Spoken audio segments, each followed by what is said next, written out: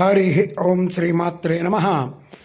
లలితా సహస్రనామ పారాయణలో భాగంగా ఈరోజు అమ్మవారి నామం 946వ నామం, 6 అక్షరాల నామం పంచయజ్ఞప్రియ. ఈ నామంతో అమ్మవారికి నమస్కారం చేసుకున్నప్పుడు ఓం పంచయజ్ఞప్రియాయ నమః అని చెప్పుకోవాలి.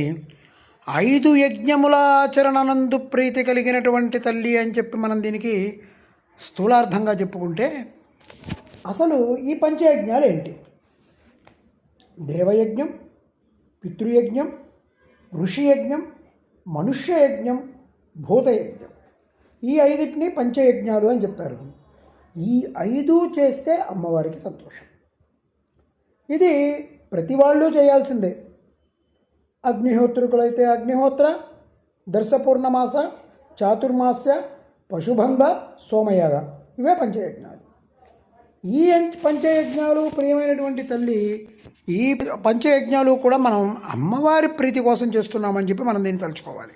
శ్రద్ధాభక్తులతో నలుగురికి ఉపయోగపడేటువంటి చేసే ఆరాధనని కూడా యజ్ఞం అని చెప్పచ్చు. ఈ పంచయజ్ఞ ప్రియాలు అనే మాటకి ఈ పంచమహాయజ్ఞాలని శ్లోకం చెప్తుంది.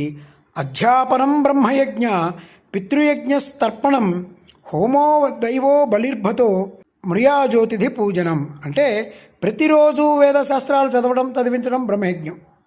దీనివల్ల బ్రహ్మప్రీతి చెందుతాడు. తత్ఫలితంగా విద్యాభివృద్ధి, శాస్త్రాభివృద్ధి జరిగి అవగాహన పెరుగుతుంది. పితృదేవతలకు తర్పణ విధులు నిర్వహించడం పితృయజ్ఞం.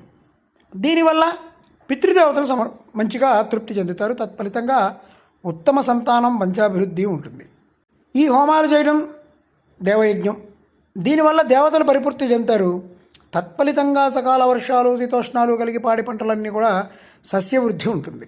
గృహ వాతావరణంలో, దేవాలయ ప్రాంగణంలో ఉండేటువంటి జీవరాశులకు బలులు ప్రకటిస్తాం. వీటినే పంచబలులు అంటాము. వీటి వల్ల మన చుట్టూ ఉండేటువంటి జీవరాశులు ఏవైతే ఉన్నాయో అవన్నీ కూడా పరితృప్తి చెందుతాయి. తత్ఫలితంగా భూతదయ పెంపొందించడం జరుగుతుంది. పంటల నష్టం కాకుండా ఉండడం జరుగుతుంది. 5వది అతిథి పూజ. ఇది మనుష్యయజ్ఞం. దీనివల్ల సాక్షాత్తు విష్ణుమూర్తే ప్రసన్నం అవుతాడు.